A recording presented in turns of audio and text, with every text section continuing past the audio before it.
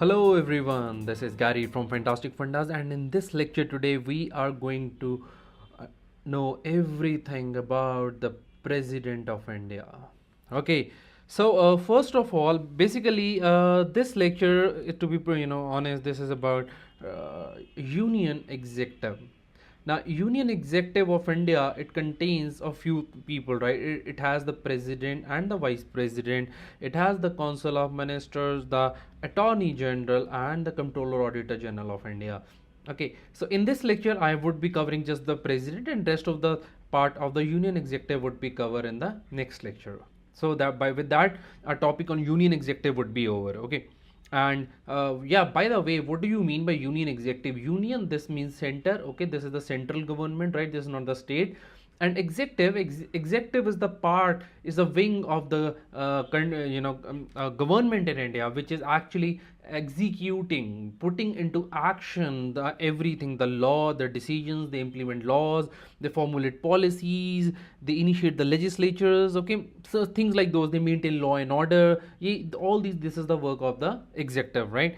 And formulating foreign policy and socio-economic measures, and I mean the policy making overall, and the day-to-day activities, everything about the executive is coming over here. Okay, now, beginning with the President of India. First of all, we have article number 52. No, you do not have to remember all the article numbers, just the important ones would do. But if you can remember more article numbers, it's not bad. It's good, right? I've always said it. Someone even emailed me, okay, and someone asked this question somewhere else also. That whether we need to remember article numbers. No, you don't have to. Okay, with article numbers, without article number you will get 99 marks. With article numbers, you will get 99.5 marks. So people who really want to work for this half extra mark, they might have to learn article number. You can ignore it easily, right? So we have article 52. article 52 ये क्या कहता है? It says there shall be president of India. Bharat का राष्ट्रपति होना चाहिए. That's all. Okay, just a simple article, right? And then there is that means, but this also has significance. There has to be a president of India. That means India, there cannot be a situation when India doesn't have a president. There shall be a president of India because of this word in article 52, shall, right? Now, then comes article number 53, which is the executive power of the union. Okay, 53, if you see the Bear Act, it talks about the executive power of the union. Executive power of union. Now, because of this article, president is the head of the union, because article 53 reads the executive power of the union shall be vested in the president. That means the whole of the power, that means he's the supreme person. Okay, and this is exercised, this power is exercised by him, right? It is done directly by him. So how he discharges his duty, this is all as per article 53. But here onward, the articles are not important as such. I would urge you to remember article numbers of DPSPs and FRs and fundamental duties. Those are basic ones, and apart from this, few other important article. For example, you must remember the articles of the emergency, such things. But here you don't need to, right? So how the president would discharge his duty? He would do it directly by himself, or he would do it indirectly. That is, he would ask someone else to do that duty on his behalf. Okay, indirectly by somebody subordinate, right? But it doesn't prevent the parliament from assigning several functions to other authorities. I mean, if every executive power of the union is in the president, but it doesn't mean that the parliament cannot give this power to somebody else. Even they can. Okay, and then because of article 53 only, our president, he is the supreme commander of the forces. He is the head of all the forces, army, navy, air force. Okay, so he is the head, right? Supreme commander of the forces.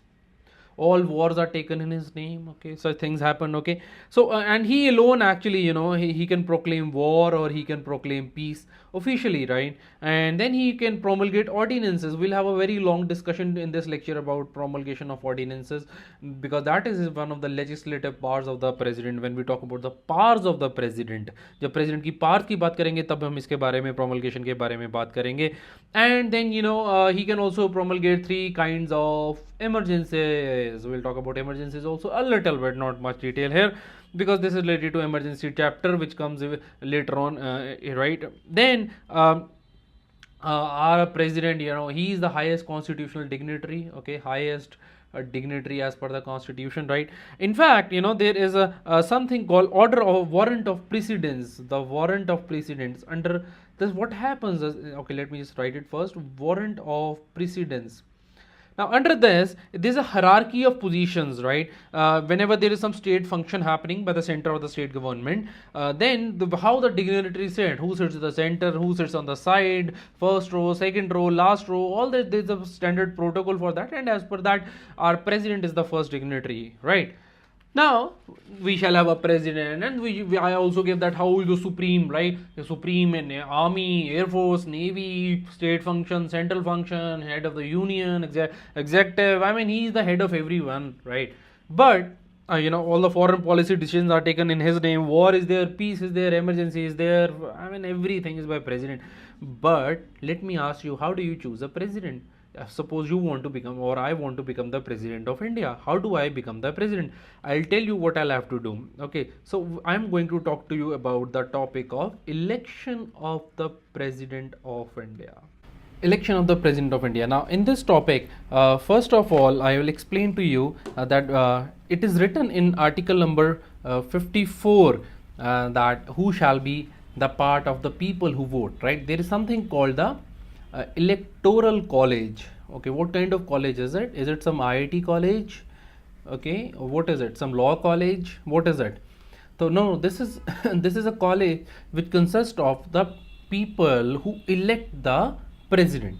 So basically, the people who vote for the president, they are together called as electoral college. Now, only the elected members can vote first of all while choosing president, and then out of these elected members, so who only thus either they should be member of the state legislative assembly or the Rajya Sabha or the Lok Sabha.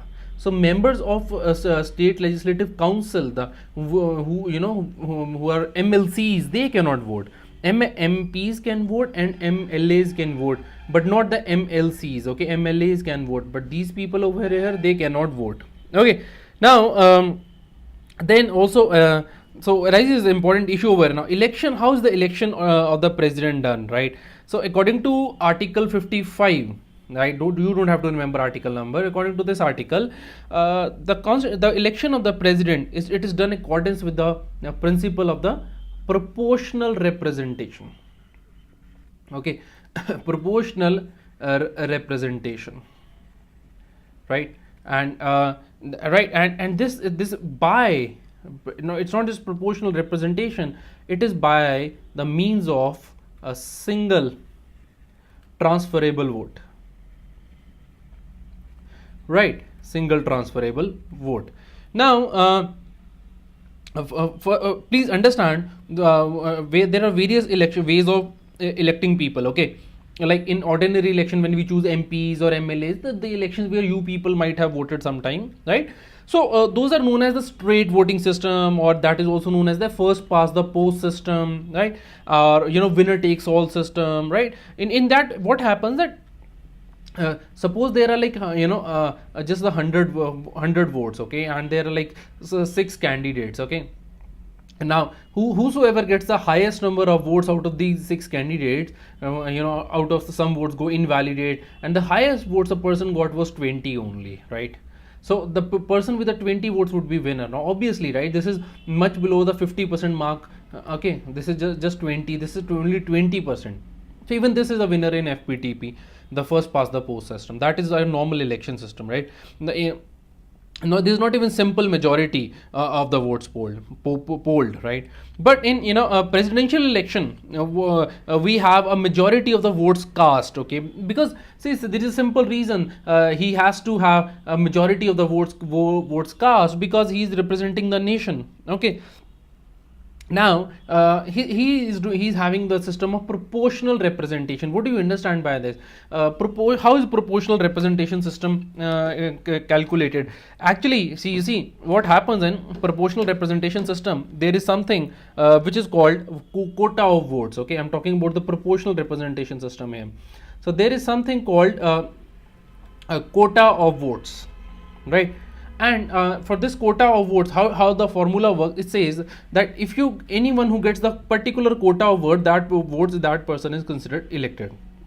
Okay, what is the formula? The formula is the total number of the valid votes. Okay, total number of valid votes. See, if you cannot put it in words, you can also write the formula in paper. That should be fine. And then if you divide this by the total number of seats, okay, total number of seats plus 1, and this whole thing plus 1, right? Then what do you, for example, if there are, suppose, 100 voters and the number of the seats are 4 only, so you plus 1 and then plus 1, okay, so this will make it 21. So anyone who gets above 21 votes will be elected, right? And how it is applied in the case of president, suppose there are 100 voters, okay, and president has only one seat, so what do? 1 and plus 1, right? You write it here, and then to whole you add 1, so that makes it 51, right? So anyone who is getting like above 50% vote, he is getting selected. So basically this is how we are applying the formula of proportional representation system here to the election of the president. Basically when we say proportional representation, essentially there is involvement of quota of votes in it, okay. Now, not only this, our election of the president, of Indian president, he is also, second thing that is followed in his election is the single transferable vote system. Now, what is the single transferable vote system? I'll also talk about it. Let me clear the screen for this. Okay, I'm talking to you about the single transferable vote system, STV. What is happening? Okay, now let me give you an example. Is how it goes. So suppose there is person A and there is B and C and D, right? There are just four people, okay, and what happens that each elector, each is having only one vote. Only each person is given only, each person can give just one vote, right? Here is the population, okay. This is the common citizen over here, right? And this is citizen 1, 2, 3, 4, 5, 6. This is how endless, like you have number of citizens over here, right? Now each citizen can give only one vote, okay, obviously, right? But then his vote is transferable, okay. How is vote transferable? He will say that, to Mr. A, I give, he will first choose his first preference of votes, okay. So these are the preferences over here which citizens are choosing, okay. There are citizens also 1, 2, 3 and number of citizens, okay. So all these citizens put together, what do, right? Now they give let's say 10 votes to Mr. A and 11 to Mr. B and 12 and 13 over here. These are first preference vote. This number over here, this is a preference, okay, over here. The kind of preference that my first preference of my voting is this way, right? This is how these people are, and it's not just 6, right? Infinite number of people, they have voted this way. Now they said, okay, if my candidate is not elected, then my second preference vote is, suppose he says, this person says my second preference vote is to, I give it to B, right? Now B gets second preference votes also. Now, suppose this person, no one says that he's my second preference, or let's say 5 people say he's my second preference, or 6 people and 7 people and 8 people over here, they say it's second preference, okay. So this is the second preference vote over here. Now in this election, what will happen? What is happening over here? Let's say that this is also 6, okay. Now this person loses because in the first round of election, what is happening? No one has got the 50% votes over here. It's just 11, 12 and 13, right? So this person is eliminated, right? So but now these people over here who there were 10 votes. So these 10 people, this particular 10 people, these are 10 people over here who are voting for A. Now these out of the you pick these 10 people, okay. Let's say 1, 2, 3, 4 and 5 and 6 and 7, 8, 9, 10. These are the 10 people who gave their first preference vote to Mr. A, but now A has lost, he cannot win. So out of these 10 people, each of them second preference vote would be chosen, okay. And how that would be chosen?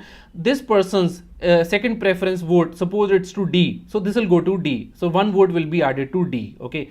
So that will become 1. Now this person also said to D, so this goes to D, right? And this person goes to let's say C, right? So for plus 1. So these 10 votes would be transferred to the votes of these 10 people would be transferred, but their second preference votes would be transferred to others, okay. I hope it's clear to you, right? For Hindi speaking people, I can clear it to you that मान लीजिए यहाँ पर 4 लोग हैं, इनको अलग अलग vote पड़ी हैं, पहली सबकी प्रेफरेंस में हमने वोट दे दी। और दूसरी बात यहाँ पर है एक है कि कोई भी व्यक्ति इलेक्शन नहीं जीत पाया, तो क्योंकि 50% कम से कम वोट चाहिए, फिर यू नीड एटलीस्ट 50% वोट्स, तो जो सबसे पहले वाला है उसको निकाल दिया जाएगा यहाँ पे, ठीक है जी, ये दिस मैन लूजेस। अब जो ये these 10 people who are here, see even they are voting, their vote should not go waste. So what we do, हम क्या करते हैं, इनकी जो दूसरी प्रेफरेंस वाली वोट थी वो हम बाकियों को देनी शुरू कर देते हैं, ठीक है जी। तो ये 10 लोग थे, पहला व्यक्ति कहता है मैंने दूसरी प्रेफरेंस डी को दी, तो इसकी एक वोट यहाँ पर ऐड हो जाती है। तो कुल मिला के इसकी जो मैंने आपको यहाँ पर 8 वोट दिखाई हैं वो यहीं से आई हैं। These are the 8 votes which you are getting over, these 8 votes, okay. तो ये ऐसा सिस्टम चल रहा है और ऐसा चलता जाएगा जब तक आपको कोई ऐसा यू टेल यू ना, this will keep on happening, right, this transfer of votes of the second preference, then nobody gets 50%, then you look for the third preference, so all this will keep on happening until you get a person who has got 50% vote. This is known as the system of the single transferable vote system. You have single vote only, these people are single vote, but it's a transferable vote. If their candidate is not elected, then their second preference is elected. This is how it is, okay. Now if I talk to you about India, in India there has been only one instance where a president was elected in the second round, okay. His name is V.V. Giri, and he was elected in 1969. And for the people who are unable to remember this, I'll give you a formula. वो गिर के select हुआ, he got elected by falling. Girna is a Hindi word. Gir is not Giri, okay. I'm just corrupting the word. Girna, and Giri means to fall. So gir ke select hua, man who got elected by falling again and again to the second round. With due respect to the President of India, I do not mean to insult him in any manner, okay. But this is how, just for the sake of remembering it, okay. But with due respect, right. So he gets elected this way, the only president to have got elected this way. And in India there has been just one president who's got elected unopposed. He was not even opposed. His name is Reddy, right, Sanjeeva Reddy. He was ready, just to remember, he was ready to go, okay. And that is how he got elected unopposed, and that was in year 1977, anyway, right. Now this is how the system is happening, right. And now I told you about the voting system, right. But then what is the value of a vote? Because in this election the people who are voting is MP and MLAs.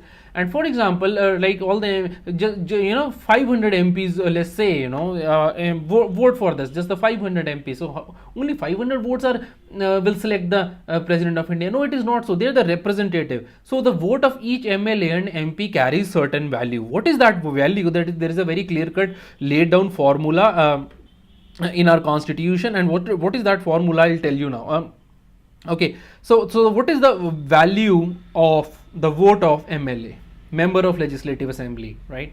Now you see, you must be very well aware of the member of the MLA of your constituency. This question is often asked in an interview. Anyway, so the formula is that the population of the state in the year 1971, and this is to be divided by the total number of elected, I'll just write it here for you, total number of elected MLAs. The word elected here is important, please remember this. This is the value of a particular state, okay. So the total number of elected MLA right, into thousand, let's say, rather I should be saying into 1 by 1000 to make it amply clear for the examiner, okay. So this is how it is, right. Now further moving, this is the value of a MLA's vote. What is the value of MP's vote? So value of a member parliament's vote, okay. So what is this? This is this is equal to a total value of all the MLA's votes, okay. Total value of votes of all the MLAs, and this does not include MLAs of state, right. This also includes MLAs of UTs also, right. There are 2 UTs from where the MLAs would be counted. One is Delhi and the other is Pondicherry, okay. So the state and the UTs also, right. Total value of all, and this is to be divided by the total number of seats of and total number of seats of MPs, okay. So this is how the value of the vote is calculated, right. So this is how it goes, right. Now I have like a question over here for you, and this question is that why the question is about why is there indirect election? Why is the election of the president in India indirect? Why don't we have a direct election in such an important personality, such an important constitutional position holder? Why not? That is the question.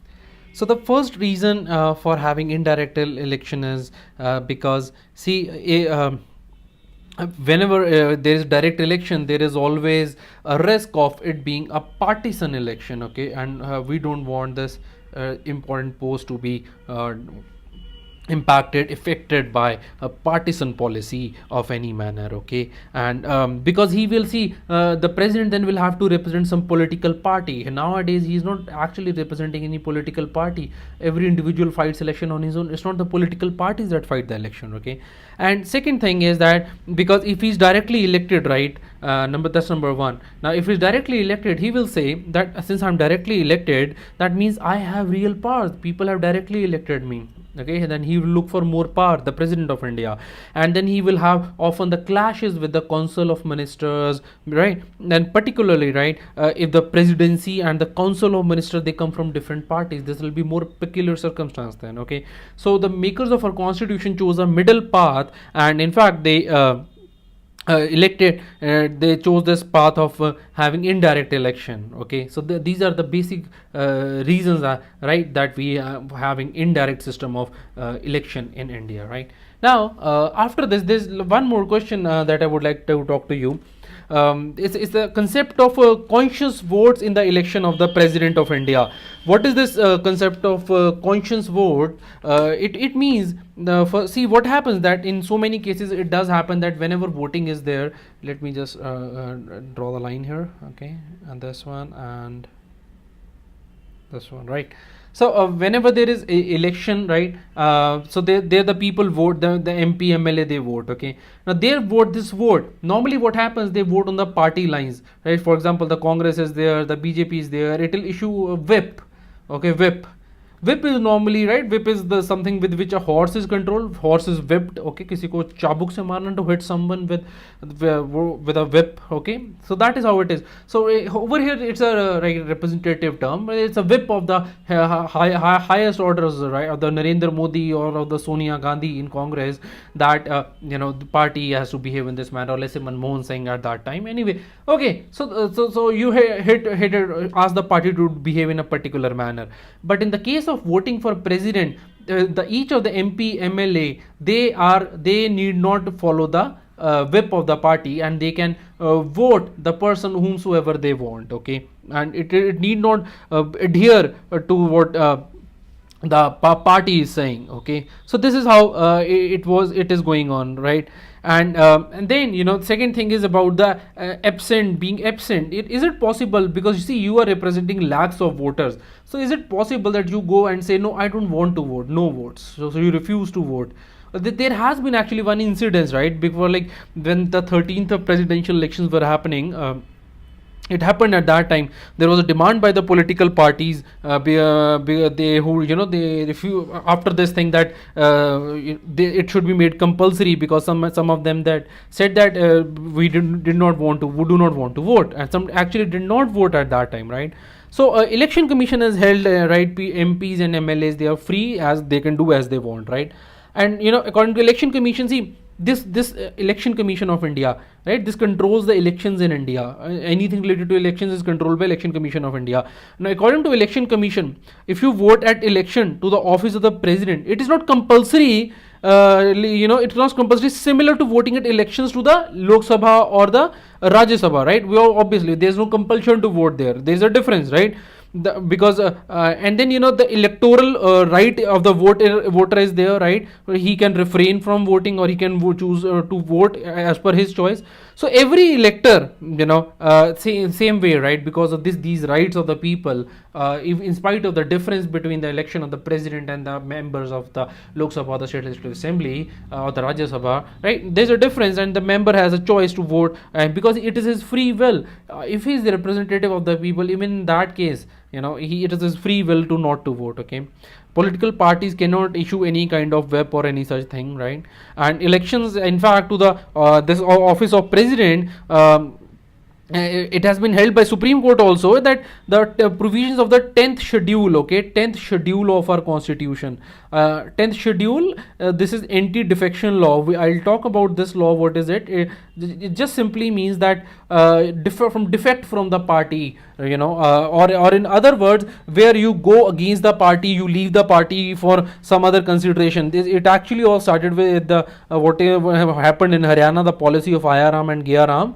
Okay, so what is happening that the MLAs there, what they would do is they would join a party in the morning and they'll join another party in the evening. So because of there was instability, and then because of that it was a threat to democracy. So this was made illegal. You cannot leave party like that because it is unconstitutional after the 10th schedule, right? So but in the case of this thing, right, no, as per this you have to vote according to the party, right, according to 10th schedule. But in the case of the election commission and various judgments and various interpretations, it has been held in the case of the election of the president, there is no need as such of applying schedule 10 in this respect. Okay, so that is how it is now. Not just this, right, election for the election of the president and vice president in India, there is something called as okay, I'll just write on the new page, what is known as the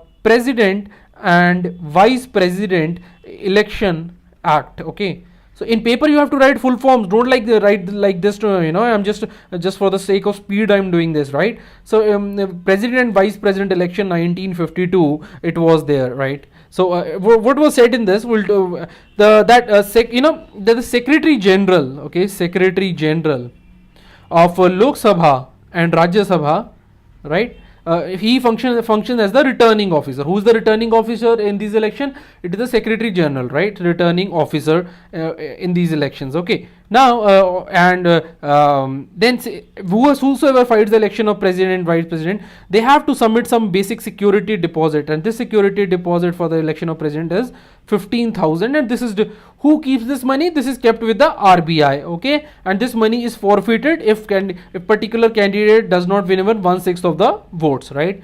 And then to fight the election, there are a few conditions. It's not that you and me can just go and fight the election. We can of course go, right? But then there are a few other conditions that exist there, and under this act, right, president and vice president election 1952, that your name must be proposed by others. And how many other people? Then it should be greater than 50 or more electors should propose your name, right? And not just propose, right? Then another set of 50 electors, right, another set of 50 electors should second this proposal. That means they should support this proposal. Okay, then only then you can file the papers after that, right? Only then you can do your nomination would be considered, right?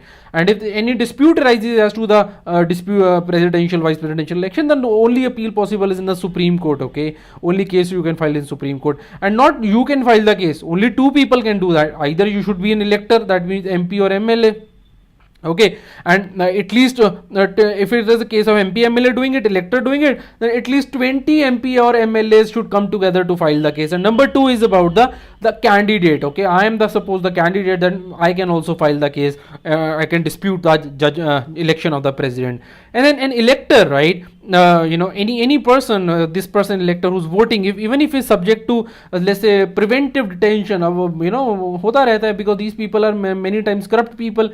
So many times they are detained for various reasons, and sometimes the party in power, because of its anarchical nature, detains people. For example, during the 1970s decade, at the time of emergency, a lot of people were wrongly detained by the Indira Gandhi Congress government of that time, right? I'm not speaking in or favor of any government. BJP has its own set of follies, okay, but my only point is just to give you an example. Okay, do not consider me partisan, right? I'm very neutral to these things, right? So anyone who is detained under preventive detention, that person can also send his vote for this purpose by the way of a postal ballot. Okay, so and once the president is elected, right, then he's got a fixed term. What is that term? I'll tell you now. The term of the election is first of all, he's elected for the 5 years, right? You become president, you enjoy the presidential house in Delhi for 5 years. I mean, I went there once, right, just to see the president house. Okay, right, first of all, it's not clean, right? Number one, you go to the parts of it are very clean, right, and parts of it are actually not clean. That was really shocking.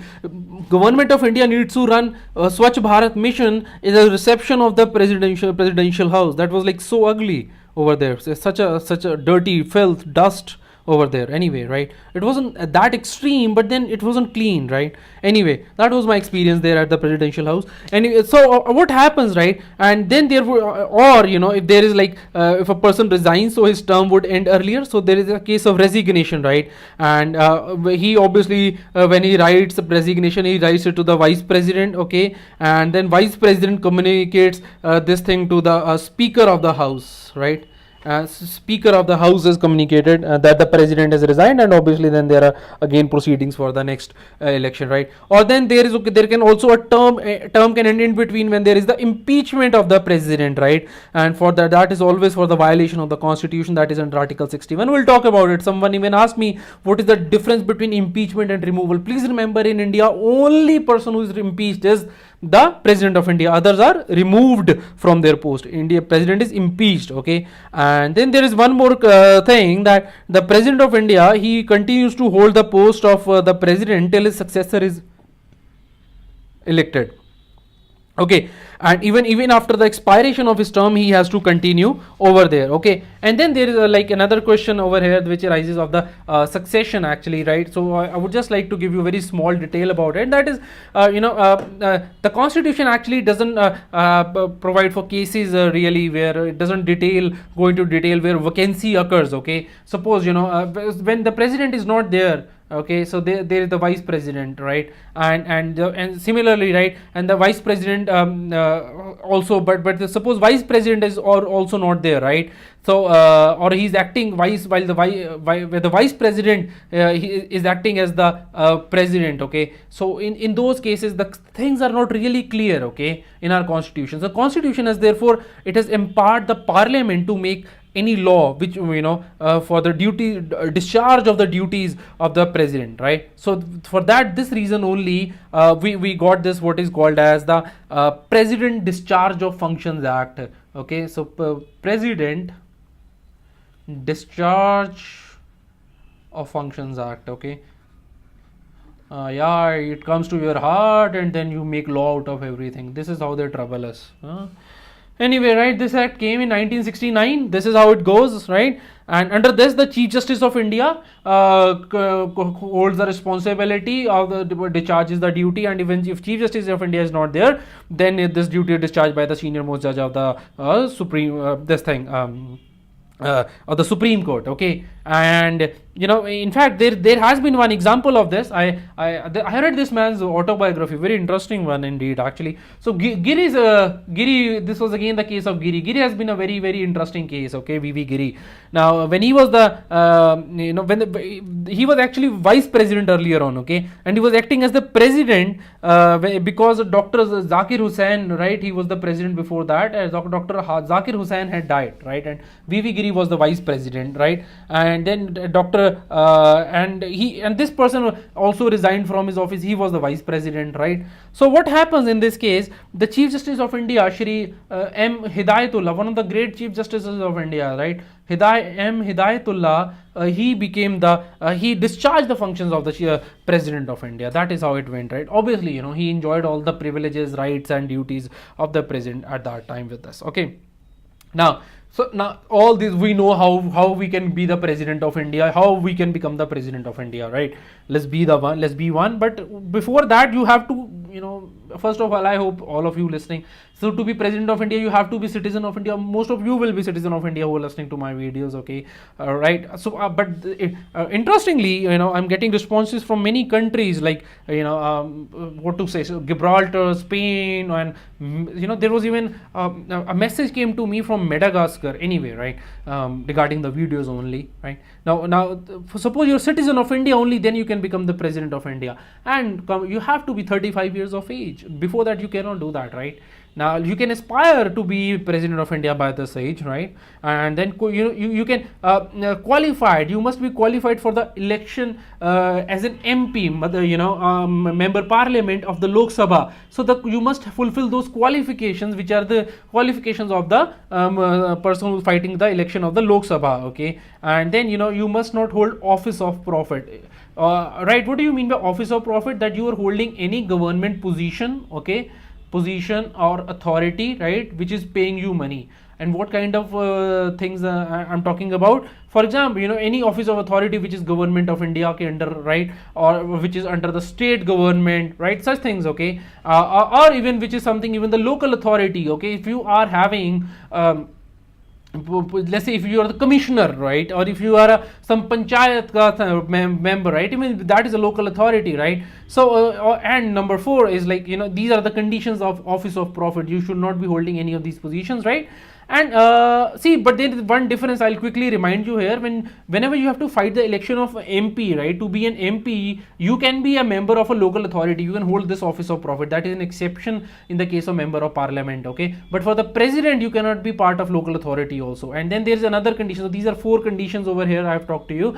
Number 5 is the you should not be a proclaimed offender. What do you mean by a proclaimed offender? That you have committed some offense, a case was filed against you, you ran away, never came back, court says we proclaim you to be an offender, and whenever you are, police has got open power that they can arrest you and bring you to the court, okay? So this is how this goes, okay? So anyone, right, all the people can fight the election with these qualifications, okay? Now there are a list of few people who are eligible for presidentship, right, as they have like the same conditions, okay? They are like by default they have the same conditions. You and me may not be having same condition, right? But for example, I'm not a what is this? I'm not 35 years of age, okay? So I cannot fight elections at this age, at least, right? Maybe after a few years I would be doing that.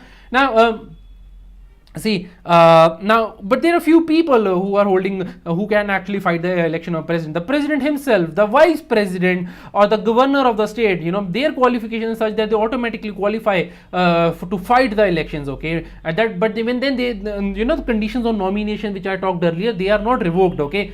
Then after that, all the most of the ministers of the union, right, minister of union or the state, right, state legislative assembly, they have except for that age difference, right? Age difference is huge, but otherwise most of the responsibilities, most of the things are same, right there. And then there is one more default difference over here is of these people can be the member of the local authorities, okay? They can hold office of profit under local authorities, whereas the president cannot. So they will have to leave it, okay? And unlike USA, you all know that there's a limit to be the number of times you can president in the United States, okay? In India, the condition is quite different, right? You can be the president of India any number of times, but nobody will let you live in that beautiful home of the president of India for so many long years, okay? More than 5 years, okay? Then when are the elections held? Now comes the question, okay? This is actually kind of continuation of the earlier story. So the time of the holding of the elections, let's talk about that time of the holding of the elections, right? This is in the article number 62, right? And this is done before the expiry of the term, okay? Suppose any president is about to be retired, right? Somebody getting retired at some time. So this thing is possible, right? So within like 6 months, right, elections are done. Or if somebody dies, right, and somebody resigns from his office, or somebody is impeached, and in those cases within 6 months from the date, right, elections are held, right? And these vacancies over here, they are filled up by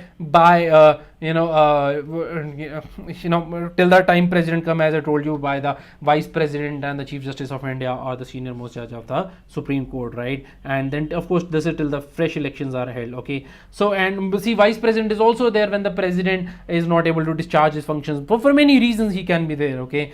Sickness and others, and until the vice president takes over. So that is how it goes. And as I told you earlier, if there's any dispute, then obviously the decision of the Supreme Court is final, okay? And see, but then you cannot go to court on the basis that that this particular MP seat was vacant or MLA seat was vacant when the elections to the seat of the president were held, right? At the time of election, this particular seat was vacant, and thus not enough people. If this person had voted, the election result would have been different. No, it is not so. Okay, so even if they are not there, this election cannot be held invalid on this basis. Okay, and then even the okay let me ask you a question over here, right? Let's test you. Okay, tell me one thing. Suppose there is some state legislative assembly, like your state, let's say it is state of Madhya Pradesh, right? Now Madhya Pradesh state assembly dissolves, right? So after this, right, so would the people and the new government is yet to be appointed. Okay, so would the state dissolved assembly, would they be eligible to vote in the election of the president? Will they be eligible to vote?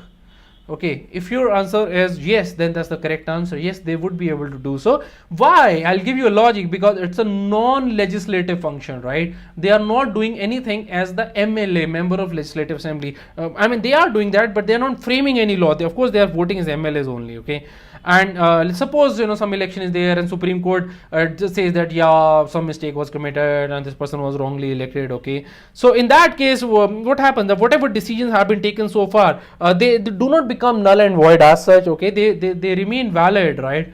And this is how it goes. Okay, so now like there are few more conditions of the president office. Okay, now can you be both a member of, can you be both MP and president together at one time? No. Okay, you cannot be both. Both is not allowed. You have to resign from the either house of the parliament, right? And if you are a member, then you will have to resign, right?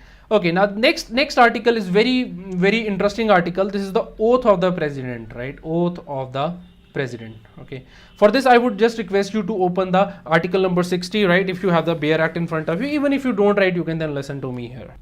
Now, if you just have a look at the duties, the oath, that in the given in the schedule number 3, those are quite different from the oaths given here, given of the president. Number 2 is that the oath of the president is so special, and therefore it is a little different oath from others. Okay, so he says that I, Gary, do solemnly affirm that I will faithfully execute the office of President of India and will, to the best of my ability, preserve, protect and defend the Constitution of India and law, and that I will devote myself to the service and the well-being of the people. Now I have a little work for you, right? I want you to read this particular oath, okay, of the President of India, Article 60, and then read the oaths given in the schedule number 3 of the Constitution, right? Kindly compare them, and then a question can be asked in your paper on the difference between this oath and the other's oath. Okay, there's some very particular difference, okay, in this oath. You can do it for yourself, right? Now after this, I would like to talk to you about the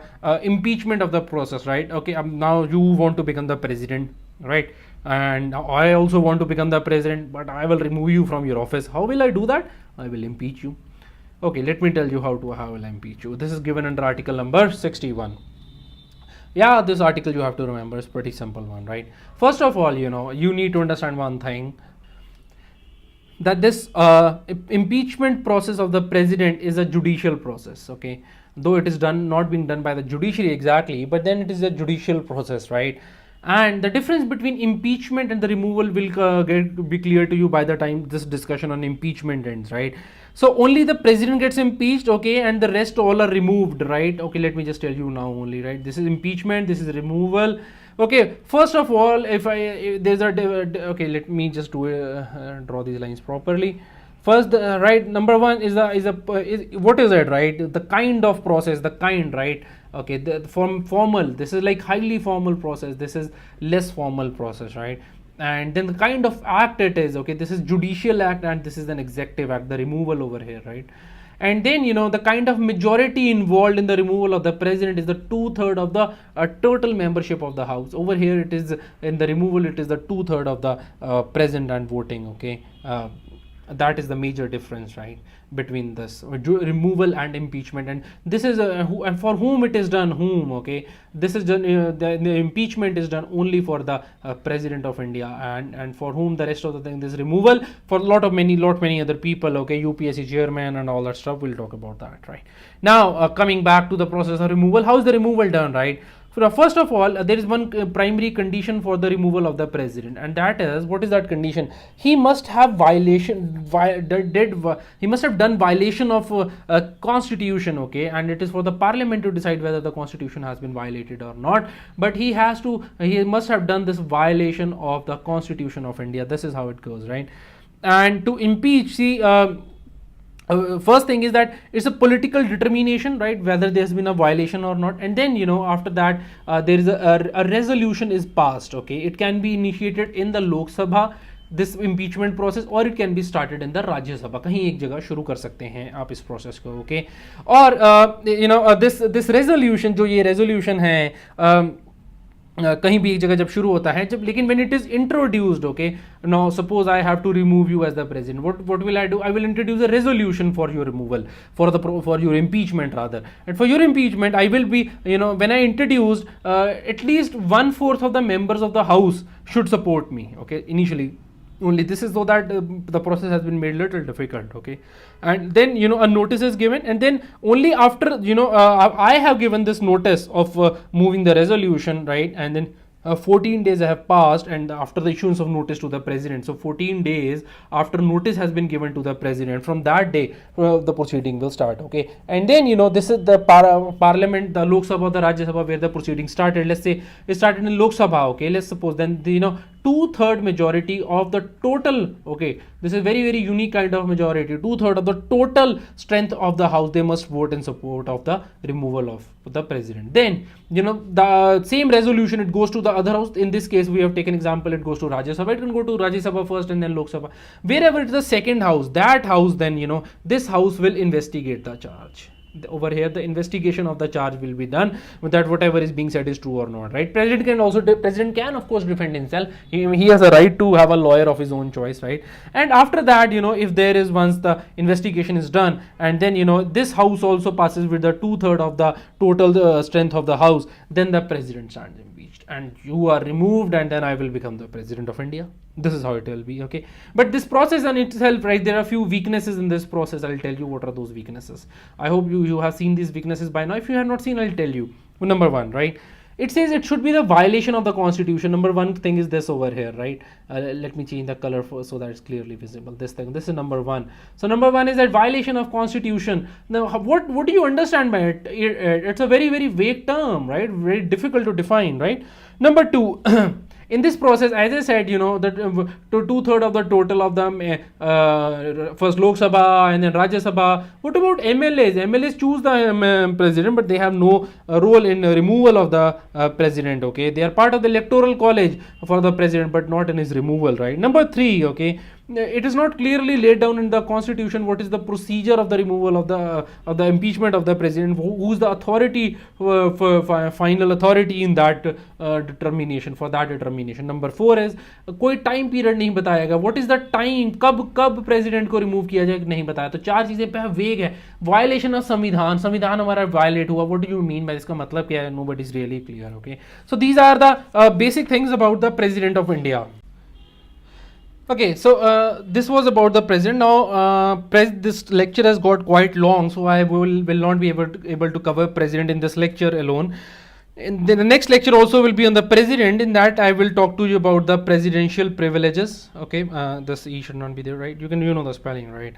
The presidential privileges. And number two is I'll talk to you about all the powers of the president, right? His legislative power, ordinance making power, his veto power, and then his military, administrative, judicial powers, all those things, emergency, financial, diplomatic, and even the discretionary powers of the president. I'll talk to you. And number three, next lecture I'll be talking to you is again about the president. What is the importance of the president of India? Is he just a titular head? That is the question that I'd like to answer, in the next lecture, right? So this was like enough for the president in this lecture. So that was all about today's lecture, and now just wanted to make two very important things, announcements. And the first thing is that I just wanted to thank you all whosoever you have shared my videos on various social media, on Facebook, Twitter, Google Plus, everywhere. Thank you so much from my heart, and it is my humble request that you please keep on sharing this video in future also. जिन्होंने आज तक नहीं share, if you really like the video, it's my humble request, please share it with others. That gives me encouragement to make better videos and ज़्यादा videos and I can cover ज़्यादा subject अगर आप इस video को share करते हैं.